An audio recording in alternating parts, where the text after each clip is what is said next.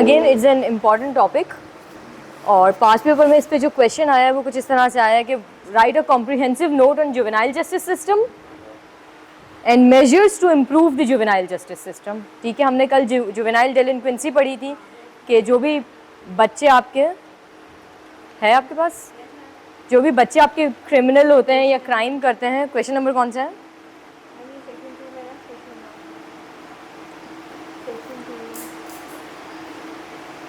Section 2 में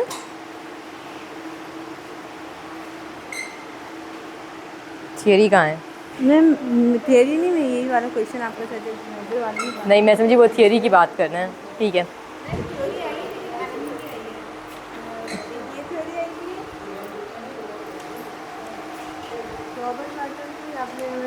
जी जी, theory एक ही आई भी और एक बायोलॉजिकल थ्योरी आई भी, बस ये 2 थ्योरीज हैं।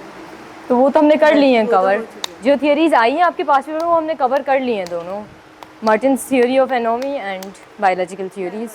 इसके अलावा कोई चीज़ें तो मुझे बता दो, उस देख लेते हैं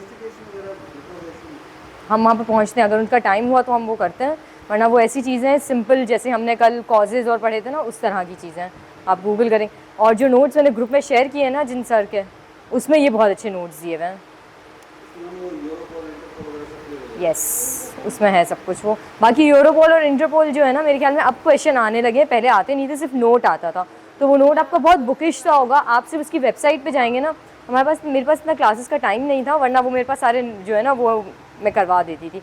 वो बहुत बुकिश है। आपने सिर्फ यूरोपोल पे जाकर उसकी वेबसाइट पे ऑफिशियल पे जाकर उसकी बेसिक इन्फॉर्मेशन उठानी है। व्हेन वाज इट फाउंडेड, उसके मेंबर्स कौन होते हैं, इसका फंक्शन क्या होता है, ठीक है, what was the reason behind it's formation, ये वाली चीज़ है। उसके एक फेमस केसेस कौन से हैं, ठीक है।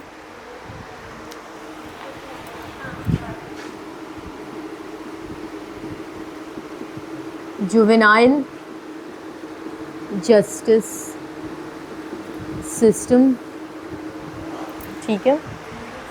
अब अडल्ट्स के लिए नॉर्मल एक justice system, criminal justice system बनाया गया है, जिसके तहत किसी पे भी जो है ना चार्जशीट होती है, FIR होती है, जो भी होता है, आगे कोर्ट की प्रोसीडिंग्स होती हैं, हियरिंग्स होती हैं और उसके बाद फैसला दिया जाता है। उस पूरे को हम एक जस्टिस सिस्टम कहते हैं कि वो जस्टिस प्रोवाइड कर सके आइदर विक्टिम या जिस पे आपने अगर अक्यूज़ किया है वो सही अक्यूजेशन है नहीं है, जस्टिस प्रोवाइड करे बेसिकली। इसी तरह से बच्चों के लिए जो है there is a different system, इसीलिए हम उसे जुवेनाइल जस्टिस सिस्टम कहते हैं। बच्चों की ट्रीटमेंट, चाइल्ड ऑफेंडर्स या जुवेनाइल ऑफेंडर्स जो होते हैं, उनकी ट्रीटमेंट अडल्ट्स की तरह ही नहीं होती, बहुत डिफरेंट होती है, ठीक है। अब जुवेनाइल जस्टिस सिस्टम जो है ये भी है क्या आपका, it is a system of laws, policies, procedures and everything. और रीज़न क्या है, वाई इज़ इट फॉर्म्ड, ये आपका व्हाट हो गया, to regulate the process and treatment of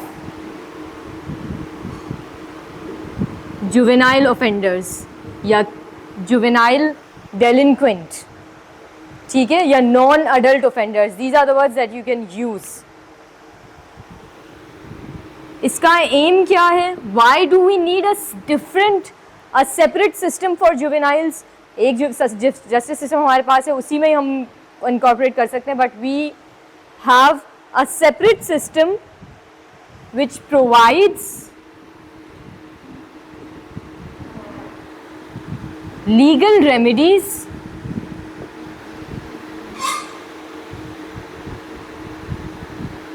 to protect interests of a juvenile offender या नॉन अडल्ट ऑफेंडर।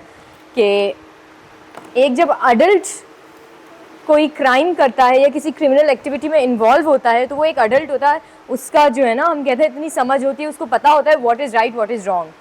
एक बच्चे के लिए जो है ना इस चीज़ को कॉम्प्रिहेंड करना कि जो भी मैं कर रहा हूँ उसके इफ़ेक्ट्स क्या होंगे, उसका, क्योंकि वो इतना डेवलप नहीं होता, उसकी मैच्योर नहीं होता इतना, उसका थॉट प्रोसेस इतना मैच्योर नहीं होता, वो उन चीज़ों को कॉम्प्रिहेंड नहीं कर सकता। तो हम उनके ऊपर जो है, बच्चों के ऊपर कोशिश करते हैं कि उनके इंटरेस्ट जितने ज़्यादा प्रोटेक्ट कर सकते हैं उतने ज़्यादा प्रोटेक्ट करें, ठीक है। इसलिए हमने उनके लिए एक बिल्कुल ही डिफरेंट सिस्टम बना दिया है। अच्छा, मैंने कल आपको जुवेनाइल की एज बताई थी कि अगर हम एज पर डिक्शनरी देखें तो जुवेनाइल आपका जो है, किसी को भी जुवेनाइल हम कहेंगे जो कि 8 इयर्स ऑफ एज से 18 इयर्स ऑफ एज की ब्रैकेट में आ रहा हो, ठीक है। अब जो आपका पाकिस्तान में सिस्टम है JJS in Pakistan, juvenile justice system in Pakistan, वो क्या एज बताता है क्रिमिनल लाइबिलिटी की? एज फॉर, नहीं इतना भी नहीं हो रहा, क्रिमिनल लाइबिलिटी, एक बच्चा कितने साल का होगा कि जिसके ऊपर हम कहेंगे, हम उसे ट्रायल या जस्टिस सिस्टम की तरफ लेके जाएंगे, juvenile justice system. What were you saying? Under 18 ना, वो तो आपने क्लोजिंग बता दिया। अंडर 18 स्टार्टिंग एज जो है ना उसकी 7 इयर्स है। इस एज ब्रैकेट में जो होंगे ना उन पे हम क्रिमिनल लाइबिलिटी लगाएंगे और उन्हें हम कोर्ट में लेके जाएंगे, ट्रायल की तरफ लेके जाएंगे। 7 साल से कम जो बच्चा होगा ना, 6 साल का या कुछ, उस पर क्रिमिनल लाइबिलिटी ही नहीं होगी, ठीक है।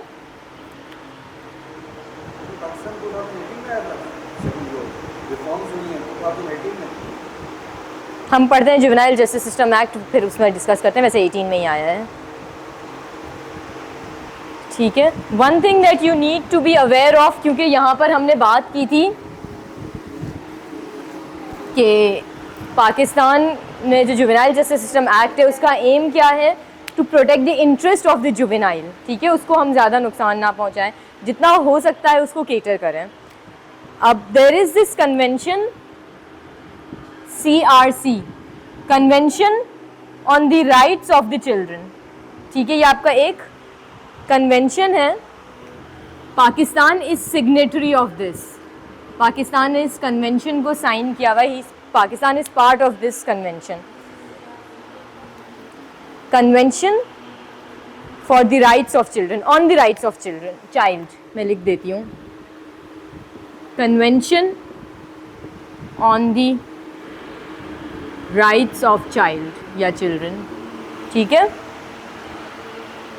इसका सिग्नेटरी है और इस कन्वेंशन का आर्टिकल 3 सब आर्टिकल 1 जो है वो आप गूगल करेंगे तो आपको एज इट इज़ फॉर्मेट मिल जाएगा। It says in all actions concerning children, ठीक है।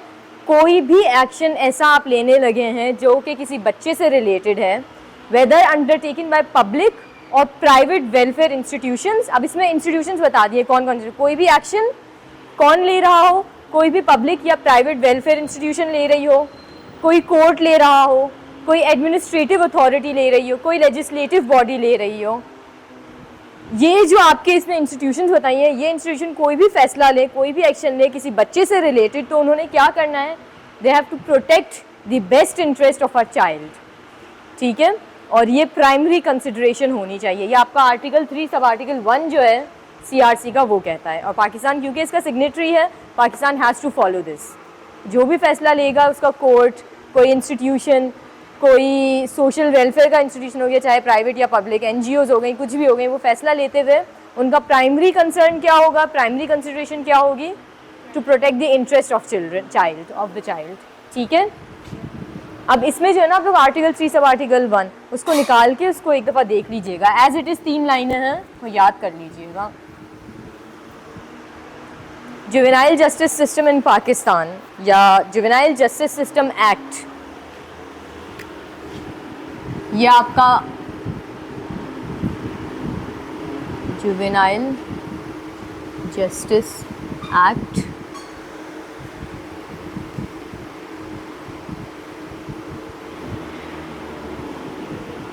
अभी लेटेस्ट अमेंड हुआ है क्या? कब? यही है ना, 2020 में तो नहीं हुआ है। अमेंडमेंट जो है ना इसकी अभी 2018 में हुई है। 2018 में इसकी अमेंडमेंट हुई है। और सबसे पहली चीज़ जो इसमें आपको पता होनी चाहिए वो है डिफरेंट कैटेगरीज ऑफ क्राइम या offences, different categories of crime या ऑफेंसेस या डेलिंक्वेंट एक्ट, ठीक है। ये आपके जुवेनाइल जस्टिस सिस्टम में बता दिए गए हैं। माइनर,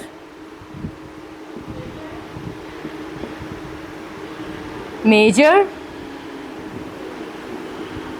हीनस क्राइम्स, ठीक है। Minor crimes, major crimes and heinous crimes. अब ये सॉरी समझ में नहीं आया, मैं आप बता रही हूँ ना आपको, ये तीनों ही वापस बता रही हूँ क्योंकि ये जो डिफाइन गए हैं क्राइम्स वो आपको पाकिस्तान पीनल कोड में पनिशमेंट्स दी हुई हैं हर क्राइम की, ठीक है। आपका जो पीपीसी है उसमें, पाकिस्तान पीनल कोड, उसमें आपके पास हर क्राइम के लिए पनिशमेंट्स दी हुई हैं कि आपने अगर लेट्स से मर्डर किया है तो उसकी पनिशमेंट क्या है, आपने कोई रॉबरी की है तो उसकी पनिशमेंट क्या है। तो यहाँ पर जो क्राइम्स को डिफ़ाइन किया गया है वो इन पनिशमेंट्स को माइंड में रख के दिया गया है कि कोई भी ऐसा क्राइम, अ क्राइम जिसमें पाकिस्तान पीनल कोड के हिसाब से पनिशमेंट जो है आपकी फॉर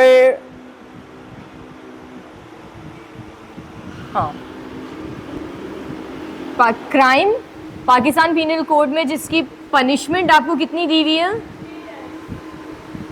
अप टू 3 years, ठीक है। उन्होंने क्राइम्स नहीं बताए हैं, उन्होंने बताया पाकिस्तान पीनल कोड खोलें आप, उसमें आपकी जितनी भी पनिशमेंट्स जहाँ जहाँ 3 साल तक की है कि ज़्यादा से ज़्यादा 3 साल तक की आप पनिशमेंट दे सकते हो, वो सारे आपके बच्चे अगर करेंगे वो क्राइम तो माइनर क्राइम्स होंगे, ठीक है। मेजर क्राइम में वो क्राइम जो 3 साल से 7 years ऑफ इम्प्रिजनमेंट, ये भी इम्प्रिजनमेंट की बात हो रही है, ठीक है। 3 साल तक की सज़ा जिन जिन जुर्म में है वो आपके माइनर हैं, 3 से 7 साल की है वो मेजर है, और हीनस कौन से हैं, वो क्राइम्स जो पाकिस्तान पीनल कोड में पनिशेबल बाय लाइफ इम्प्रिजमेंट या फिर डेथ पेनल्टी।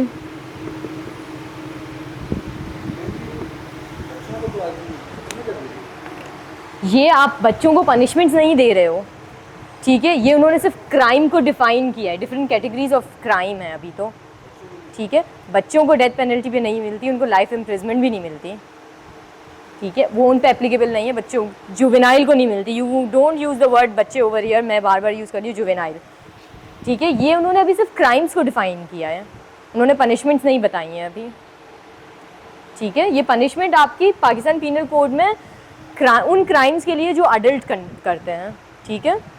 ये भी सिर्फ आपके टाइप्स ऑफ क्राइम्स हैं। यहाँ तक क्लियर है बात? मैं इसको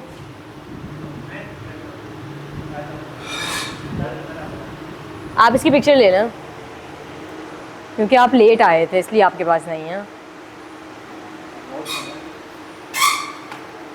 ये मेरे ख्याल में ये वाले नोट्स में नहीं है, ये टॉपिक नहीं है, अगर होगा तो ये वाला नहीं होगा। ये वाला टॉपिक शायद नहीं है नोट्स में, देखना चाहिए था ना क्या है क्या नहीं है।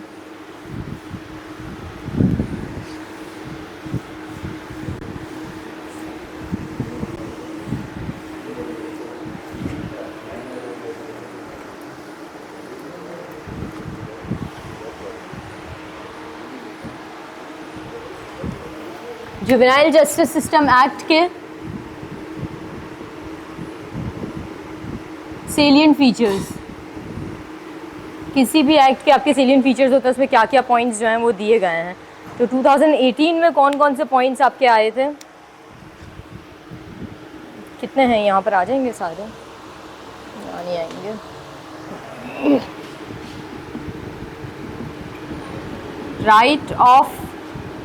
राइट टू लीगल असिस्टेंस ठीक है, इनको मैं एक एक को डिस्कस करती हूँ। मैं पहले लिख दूँ observation Holmes,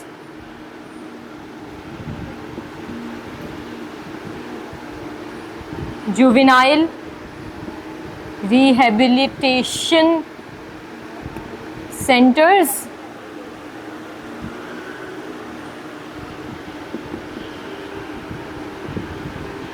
determination of age mechanism,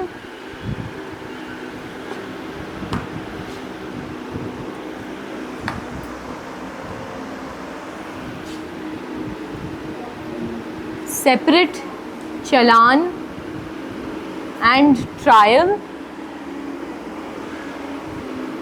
of juvenile offenders,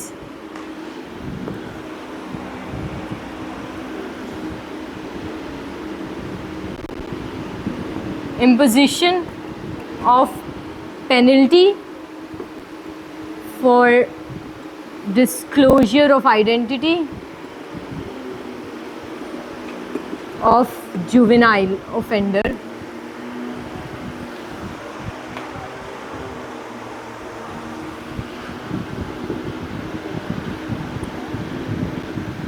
special provisions for female juveniles,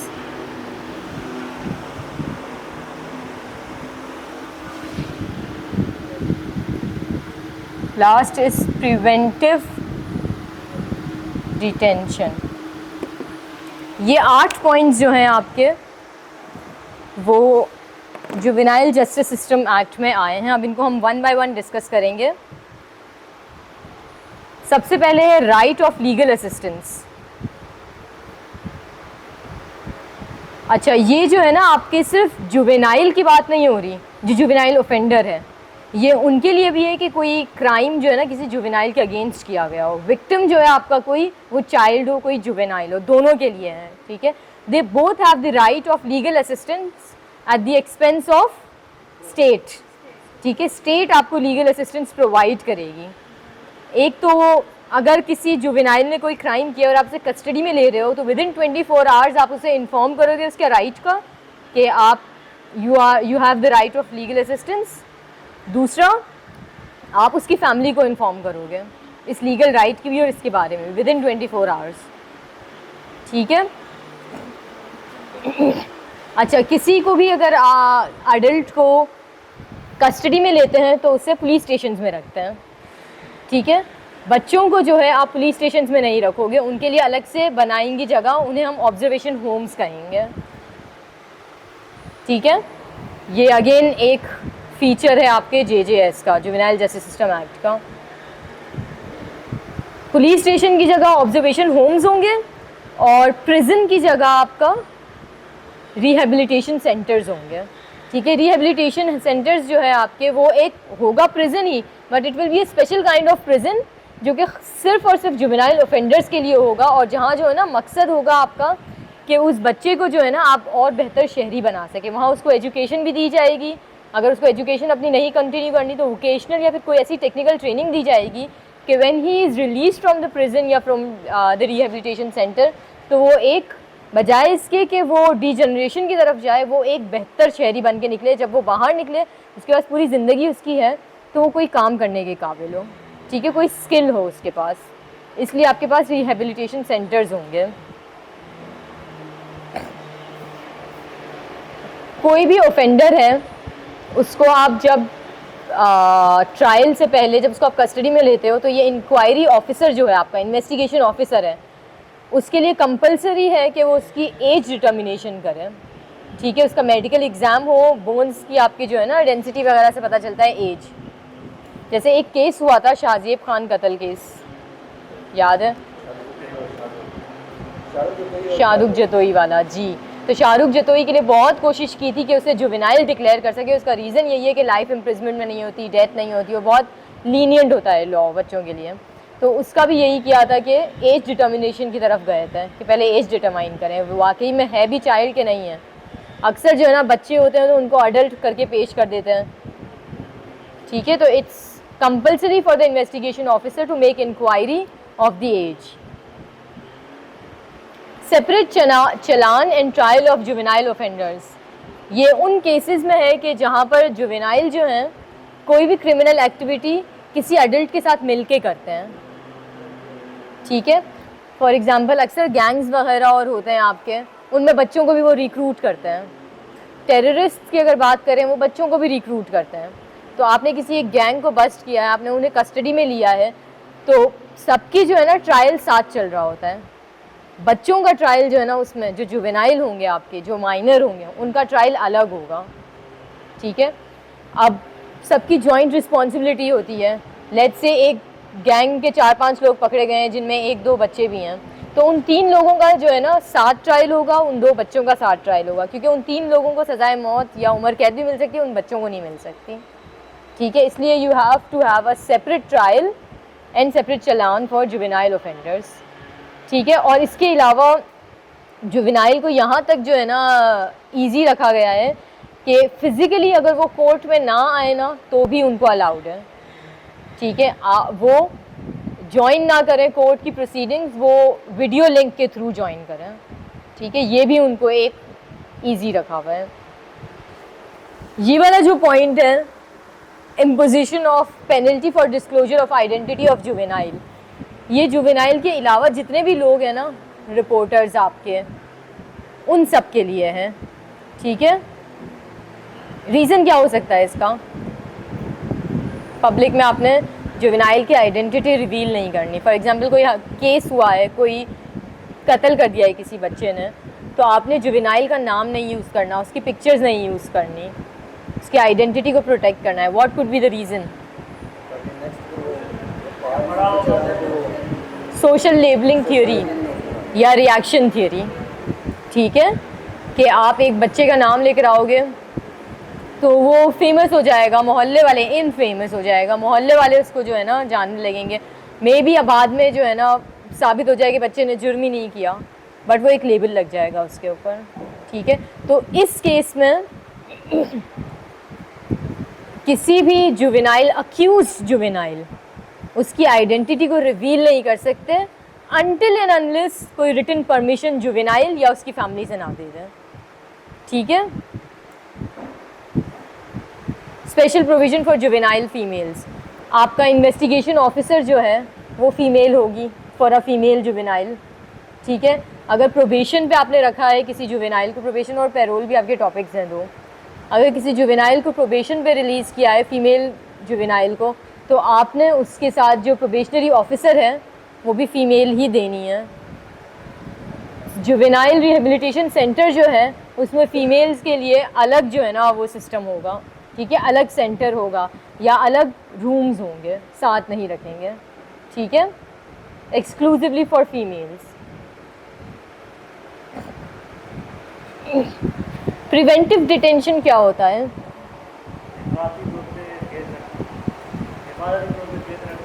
हिफाजती तौर पर, इसके अलावा एनीथिंग एल्स?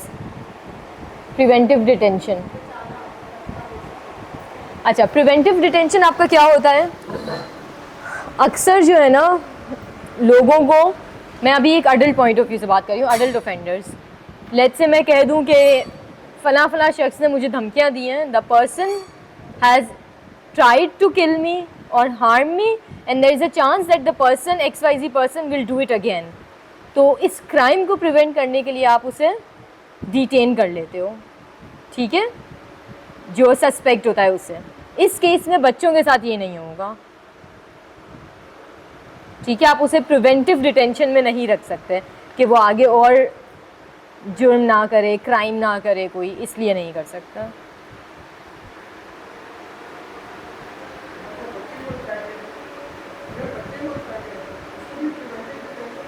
किसको? बच्चे को थ्रेट है तो बच्चे को क्यों रखेंगे? अगर जिसको थ्रेट होगा उसकी क्या गलती है? जिसकी तरफ से थ्रेट होगा, जिस नहीं, मैं जस्टिस सिस्टम आपके एक्ट के तहत बोल रही हूँ, वो नहीं कर सकते। जब एक बच्चा भी आपकी किसी के लिए थ्रेट है तो उसको नहीं रख रहे, तो जो बच्चा थ्रेट नहीं है उसको क्यों रखेंगे? जिसकी तरफ से थ्रेट होगा उसको करेंगे ना हम प्रिवेंटिव डिटेंशन, ठीक है, चलान FIR को नहीं बोलते चलान।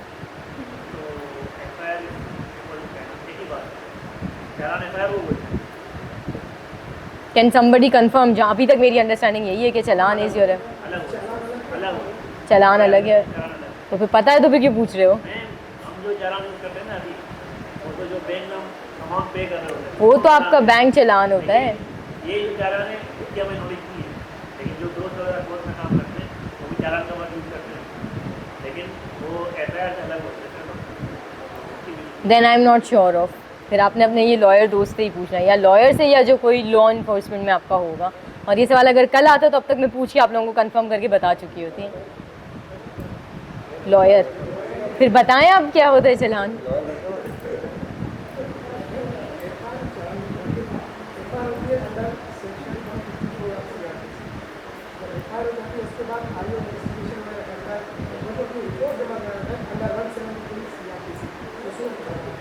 अच्छा, इन्वेस्टिगेशन ऑफिसर की जो रिपोर्ट होती है उसे चलान कहते हैं। तो बेसिकली इन्वेस्टिगेशन के बाद जो वो अपनी रिपोर्ट देगा वो बच्चों के लिए अलग रिपोर्ट बनाएगा और अडल्ट्स के लिए अलग बनाएगा। ओके, ठीक है, थैंक यू। आई थिंक ये हम पहले भी डिस्कस कर चुके हैं। आप में से कुछ लोग पहले भी क्लासेस ले चुके हैं। आई थिंक हम ये पहले भी डिस्कस कर चुके हैं। जिसने पहले क्रिमिनोलॉजी की क्लासेस ली हुई है मेरी, उनसे मैं कह रही हूँ। आई थिंक ये डिस्कस किया हुआ है एंड आई फॉरगॉट अगेन।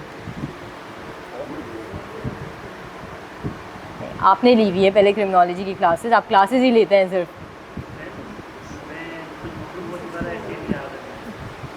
मुझे याद आ रहा है ये चलान और FIR का डिफरेंस हम पहले भी डिस्कस कर चुके हैं।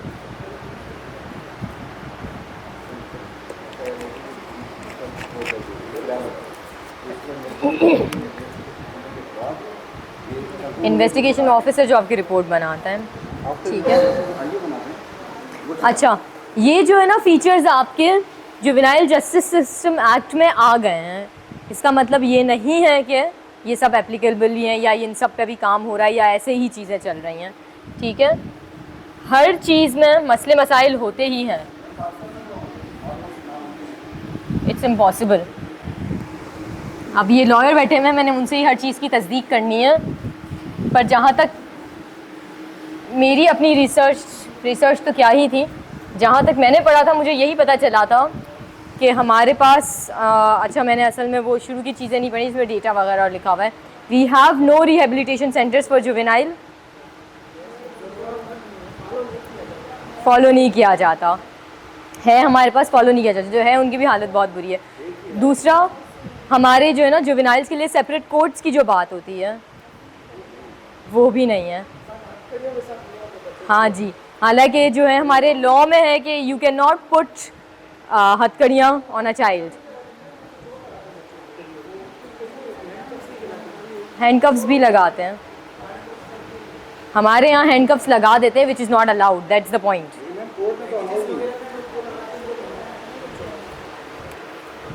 तो ऐसी बहुत सी चीज़ें हो रही हैं जो कि हमारे एक्ट में दी हुई हैं बट एप्लीकेबल नहीं है, उनके ऊपर अमल नहीं किया गया। तो उसके लिए जो है ना हम थोड़े से इम्प्रूवमेंट मेजर्स की बात करेंगे। अगेन बहुत बुकिश हैं, आप ये कर दें वो कर दें, बट हमें यही कहानियाँ करनी हैं।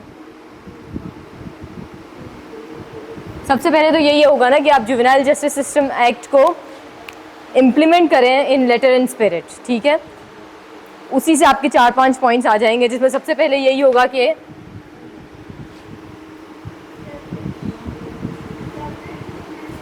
सेपरेट कोर्ट्स आप बना दें अपने, ठीक है।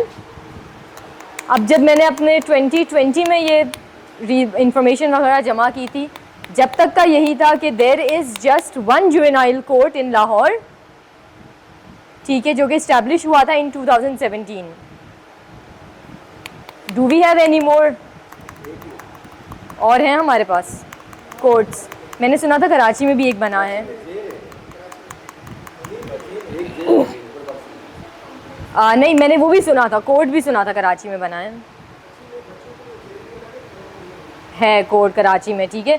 जब मैंने ये बनाया था जब तक सिर्फ लाहौर में था, but there is one in Karachi. अब होता ये है, मसला क्या है कि जब कराची में है ना, it is a main city है, तो बजाय इसके कि इतना लंबा ट्रैवल करें या कुछ करें, उनको अडल्ट कोर्ट्स में ही ट्रायल के लिए ले जाते हैं, अपना टाइम बचाने के लिए या अपने रिसोर्सेज बचाने के लिए, फॉर वॉट एवर रीज़न। ठीक है, we need these separate courts in every other major district. जैसे अगर सिंध की बात करें, एक कराची में बना दें, एक हैदराबाद में बना दें, एक सक्खर में बना दें, करीब 4-5 जो हैं उनमें बना दें और फिर स्ट्रिक्ट इम्प्लीमेंटेशन देखें।